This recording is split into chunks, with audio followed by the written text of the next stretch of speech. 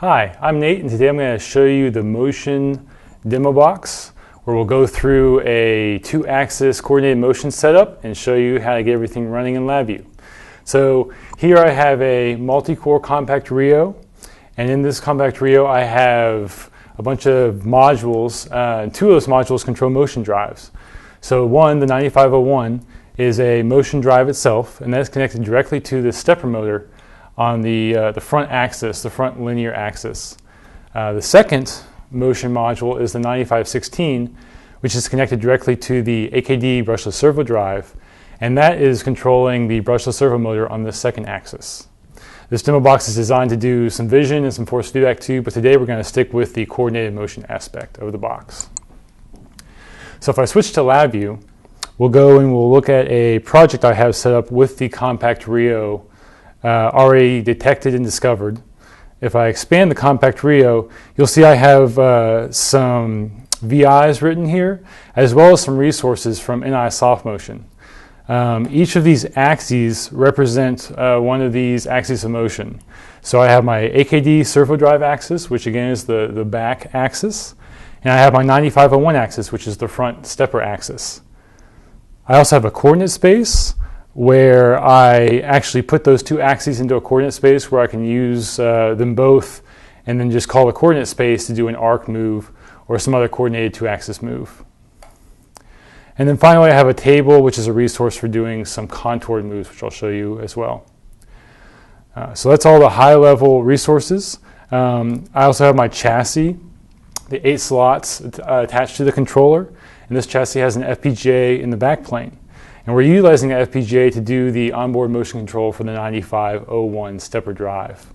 And so you can see that here in the project, where I have my 9501 module under the FPGA, and I have an FPGA VI that is set up to do all what would normally be done in a drive, in the actual motion drive firmware. In this case, all that's being done on the backplane in the onboard FPGA.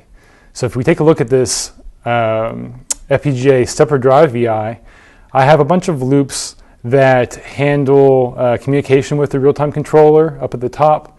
I have a position loop to do my splining for position commands. I have my stepper loop to actually send the stepper and direction signals down to the stepper motor and stepper drive. I have a status loop to report on the status of the drive.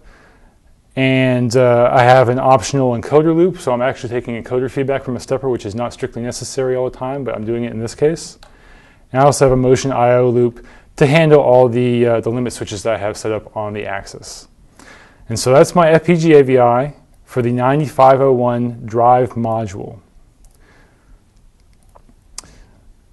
And that's all under the FPGA. So once that's set up and compiled, I can just leave that be and come up here to my higher level resources and run the axis interface code for that VI. And so the axis interface code, the front panel is seen here, and what this VI does is it synchronizes the scan engine to the FPGA code running and passes commands back and forth through SoftMotion, so you can use this axis with that FPGA code. It's a very flexible system that I'll show you right now. So I'll run this RT stepper drive VI. And now this is running in the background, and I can make sure that my CompactRIO is set up in active mode. And so this will start the scan engine running and start all the commands moving from the FPGA to the real-time system where I can use them in SoftMotion with an axis. And so now I go to my NI9501 axis here, and now I can use it just like any other higher level axis, even though I'm running FPGA code in the background. So I'll go to my interactive test panel and enable my drive, and you can hear the stepper drive going, and I can go and perform a simple move. Move 5 revolutions forward or 5 revolutions backwards. And I can make sure that my stepper is working correctly, that it's moving properly according to the right constraints here, and that I have all my limit switches, etc., working from this panel. So for instance, if I set up a move for something way beyond what my stage can do and run it, you can see the position updating, and you can see I actually hit my reverse limit and it actually stopped the move. So I know that all my hardware was working, my I/O is set up correctly and signaling correctly, and the FPGA VI is working correctly. So everything's fine through the interactive test panel. So I'll go ahead and move this off of the limit switch, disable it, and say, yep, okay, I'm set up. So now that my scan is running and everything's fine, I can also use the AKD drive through the 9516 drive module. That drive module is set up to pass position commands down to the drive, which then controls the motor. And so if I look at the AKD servo drive, I don't have any FPGA code for this drive because it's through the scan interface. I go to interactive test panel here, and you can see that I can enable it and run a move just like I could with the stepper drive, and just verifying that all my axis settings are correct. So both my axes are working. I've used the interactive test panels to verify that, and now I'm ready to go ahead and run an actual VI, like an application VI. So I'm going to go ahead and stop my RT stepper drive, go into my API example, and this is an example of an API that someone would typically write to do a 2-axis system for a test setup or a machine where you have to have user interaction as well as predefined profiles running. So in this VI example, what I'm doing is I'm actually calling that RT stepper drive code to get the FPGA running and get my synchronization code running. That happened. I switched to active mode, and now all my loops are initialized and running. I can enable the drives directly from LabVIEW instead of the interactive test panels. So I'll do that. Both my drives are now enabled. My axes are not quite in position, so I'm going to go ahead and run a home routine on both axes. And you can see that I homed. I'm going to go ahead and reset the graph and reset position on both of these axes.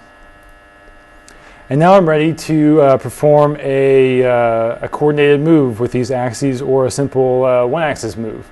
And so I've set that all up through my API example. So for instance, I can jog forward or jog backward on either axis. And that's just a simple straight line move that I've implemented. I can find forward or reverse limits as well as a home limit. So once you do that, I can go down and do a little bit more complex moves as well. So for instance, I can do an arc move using both these axes in that coordinate space that you saw in the project earlier. So this coordinate space 1 is being used with this arc move. And running a simple arc move, you can see that both axes are running a coordinated move to complete a series of circles. And you can see how each axis moves separately to complete what would be a circle or a series of circles if those axes were set up in an XY configuration. I'm also plotting individual position and velocity for both the AKD axis and the 9501 axis. So as this is moving, again, you can see that the backstage is running based off of a brushless servo motor and the AKD drive, and that's being controlled by the 9516 and the chassis. The front stage is a stepper motor that's being controlled directly by the 9501 drive running FPGA code. And those two axes are, even though they're being controlled in very different manners, one through FPGA, one through the scan interface, they're both coordinated through SoftMotion at a very high level. And you can see that I finished this nice concentric circle pattern using that coordinated move. I could also set up a single axis, a single arc move with these constraints, or I could choose to set up a contour move with a single axis. So for instance, a single axis contour move will follow a sine profile or an arbitrary profile that you set up using SoftMotion. For example, here I have a simple sine profile which I've set up to use the brushless servo axis. So I'm doing a contour move on that one axis, and I did a sine with a certain number of iterations. I can change the number of iterations, and I can change the interval at which it samples to actually make the move run a bit faster, as you can see there.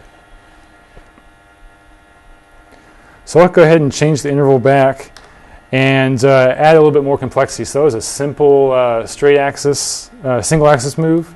Now I'm going to go ahead and add gearing in. I'm going to electronically gear the stepper axis to that servo axis to do some more advanced coordination between the two. So I have my move set up correctly. Let's go ahead and do a contour move. And you can see that I've actually got a 3-to-1 gear ratio going on. So the stepper axis is running at 1/3 the amplitude of the servo axis, and they're doing this coordinated contour move, a big sine wave with 3 iterations. And you can obviously set that up to have a different number of iterations, different speed, and a different profile for the gearing. So that's how you go ahead and use a CompactRIO to integrate 2 axes, one a FPGA-based stepper drive, and one an external brushless servo drive.